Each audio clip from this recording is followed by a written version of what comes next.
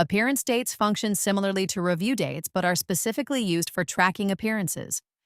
They play a crucial role in keeping your case management organized and on track. The My Dates section provides a quick and convenient way to view all appearances assigned to you.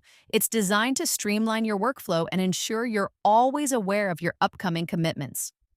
Among these, you'll notice some marked as past due with a red notification. These require your immediate attention. Missing any type of appearance is never a good thing, so make it a habit to regularly check and address these as a priority. Next, we have Pending, which lists all upcoming appearances.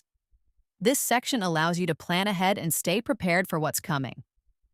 At this stage in the tutorial, the appearance date search panel should be fairly intuitive, so we'll skip the detailed breakdown to avoid repetition. Let's dive into the functionality. Start by clicking on your pending dates to view the results. From there, you can select any appearance to edit its details. As you navigate through this page, you'll notice one key detail. You cannot change the date.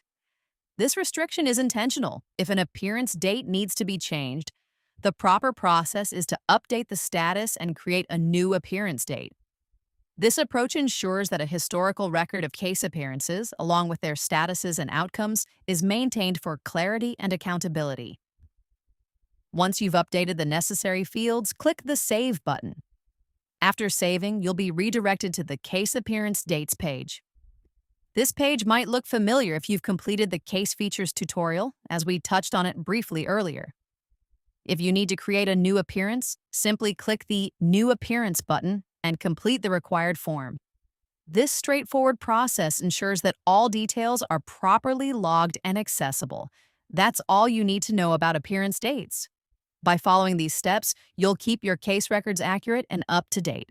Let's move on to the next part of the tutorial.